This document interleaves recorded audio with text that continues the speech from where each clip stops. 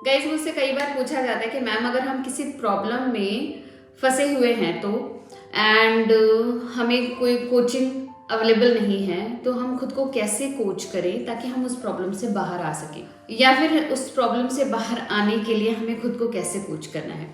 Hi guys, welcome to my channel healing process. मेरा नाम है सुमन। अपने इस चैनल पर मैं खुद को हील करने के प्रोसेस से रिलेटेड कंटेंट शेयर करती हूँ।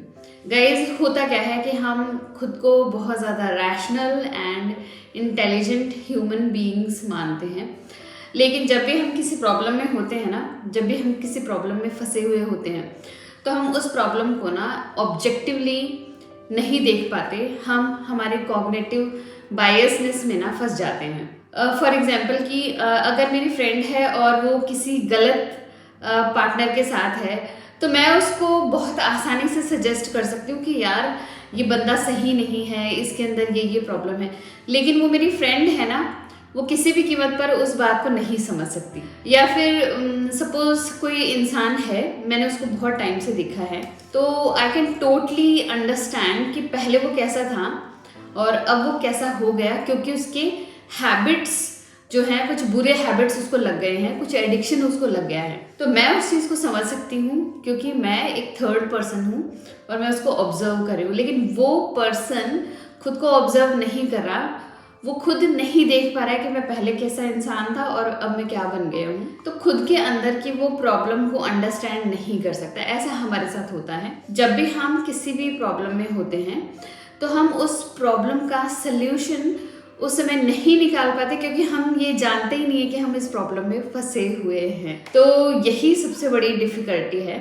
एंड जब भी मैं अपने क्लाइंट्स को कोच करती हूँ तो मैं उनके अंदर की प्रॉब्लम को देख सकती हूँ, उनके पैटर्न्स को पहचान सकती हूँ, लेकिन वो खुद उन पैटर्न्स को फाइंड आउट करने में ना बहुत डिफ़िकल्टी महसूस करते हैं। गाइस, कई बार आपने नोटिस किया हो कि आपका जो पास्ट है उसमें जो कुछ भी हुआ, उसमें अगर आज आप सोचने बैठोगे तो आपको पता चलेगा कि यार मैंने पास्ट में ऐसा क्यों किया, मुझे वहाँ पर बोलना चाहिए था, वहाँ पर ऐसी चीज़ मैं मुझे करनी चाहिए थी जो मैंने नहीं की।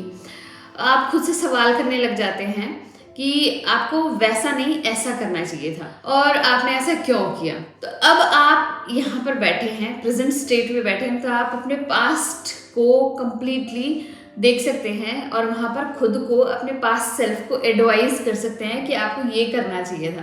लेकिन डिफ़िकल्टी तभी आती है जब हम किसी प्रॉब्लम में फंसे हुए होते हैं। तो तब हम क्या करें जब हम किसी प्रॉब्लम में हैं एंड उससे बाहर नहीं आ पा रहे, तो उस सिचुएशन में हम खुद को कैसे कोच करें। इसके लिए पहली चीज़ जो हमें याद रखनी है वो है खुद को उस प्रॉब्लम से हमें आइडेंटिफाई करना बंद करना है। ये जो आइडेंटिफिकेशन हम करने लग जाते हैं ना, इसमें हमारा जो कॉन्वर्जेशन होता है ना, एक्चुअली उसे हमें वॉच करना चाहिए। फॉर एग्जाम्पल, अगर मैं बुरा फील कर रही हूँ ना तो मैं यूज़ करूँगी सेंटेंसेस लाइक कि आई एम सैड, मैं दुखी हूँ, आई एम एंग्री, मैं गुस्सा हूँ। तो आप इस कॉन्वर्जेशन में देख सकते हैं आप एंड गुस्सा दोनों एक हैं, मैं गुस्सा हूँ। तो जब आप और वो प्रॉब्लम एक बन जाएंगे ना तो आप ये नहीं जान पाएंगे कि इससे बाहर कैसे आना है, क्योंकि एक्चुअली उस प्रॉब्लम ने ना आपको जकड़ा हुआ है, वो जो प्रॉब्लम है आपके ऊपर हावी है। तो इस सिचुएशन में ना आप कुछ नहीं कर पाएंगे, इस सिचुएशन में आप विक्टिम प्ले करेंगे। या फिर अगर कोई प्रॉब्लम है तो आपको ये नहीं कहना है कि मैं उस प्रॉब्लम में फंस गई और वो जो प्रॉब्लम है उससे मैं निकल नहीं पाई, इस टाइप की लैंग्वेज नहीं। आपको बोलना है कि आज मेरे साथ कुछ ऐसा हुआ कि एक प्रॉब्लम आई थी और उसकी वजह से मुझे ऐसा फील हुआ था। तो आप और वो जो प्रॉब्लम, दोनों में एक डिफरेंस क्रिएट हो चुका है। लेकिन अगर आप ये बोलेंगे मैं उस प्रॉब्लम में फंस गई थी या मैं उस प्रॉब्लम में फंस गई हूँ, तो यहाँ पर आपको सेंस ऑफ एम्पावरमेंट नहीं मिलने वाला है। ये जो सेंस ऑफ एम्पावरमेंट पहले आपसे शुरू होना चाहिए, आपके वर्ड्स से शुरू होना चाहिए, क्योंकि आपके जो वर्ड्स हैं वो आपके एक्शन को डिफाइन करते हैं। तो पहली चीज़ जो है वो है खुद को उस प्रॉब्लम से, खुद को उस फीलिंग या इमोशन से हमें आइडेंटिफाई करना बंद करना है खुद को और उस प्रॉब्लम को ना सेपरेट करना है। इसके लिए एक ईजी सी मैं आपको एनालॉजी बता देती हूँ, एक ईजी सा विजुअलाइजेशन बता देती हूँ। इट्स लाइक कि ना एक टनल है, ये टनल है ना थोड़े थोड़े दूर बाद आ रहे हैं और आप एक ट्रेन है। ये जो ट्रेन है ना इस टनल से गुजरेगी और जब इस टनल से गुजरेगी ना तो बहुत अंधेरा होने वाला है, बहुत अनकंफर्टेबल आपको फील होने वाला है। But we know that we are not that tunnel, हम वो टनल नहीं है, हम वो ट्रेन है जो टनल से पास हो रही है। इस टनल के बाद फिर एक और टनल आएगी और उस टनल में से हमें पास होना है। अगर आप इस पिक्चर को ध्यान में रखेंगे तो आपको ये पता चलेगा आप ट्रेन हैं और वो जो प्रॉब्लम है ना वो टनल है। आप उस प्रॉब्लम से एक बार के लिए गो थ्रू हो रहे हैं, ना कि आप वो टनल हैं। तो अगर आप इसको माइंड में रखेंगे तो आपकी जो कॉन्वर्जेशन है, जो आपकी लैंग्वेज है, चाहे वो आप अपने लिए यूज कर रहे हो चाहे वो दूसरों के लिए यूज कर रहे हो, उस लैंग्वेज में आप एक डिफरेंस क्रिएट कर सकते हैं। The moment you create this difference ना आप एक्शन भी ले पाएंगे बहुत आसानी से। नंबर 2 जो टिप है वो है higher self advice. You have to ask yourself कि अगर आपकी सेम सिचुएशन में कोई और बंदा होता या आपकी कोई और फ्रेंड होती तो आप उसको क्या एडवाइस करते। एक्चुअली जब हम और प्रॉब्लम दोनों एक दूसरे को फेस कर रहे होते हैं तो हम एक अच्छा डिसीजन नहीं ले सकते।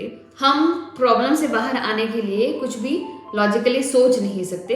लेकिन अगर हम इस फर्स्ट पॉइंट ऑफ व्यू या फर्स्ट पार्टी व्यू से खुद को हटाकर एक थर्ड पार्टी व्यू यूज करें तो डिफरेंस क्या होगा कि फर्स्ट पार्टी व्यू का जो भी परसेप्शन है, जो भी थिंकिंग है, जो भी स्टोरी उसने अटैच कर रखी है, जो भी लेबल लगा रखा है, उस प्रॉब्लम से अगर हम डिटैच होकर उस प्रॉब्लम को देखेंगे ना तो हम बहुत आसानी से एक सही डिसीजन ले पाएंगे, क्योंकि you are not creating story again and you are not giving any label to that problem.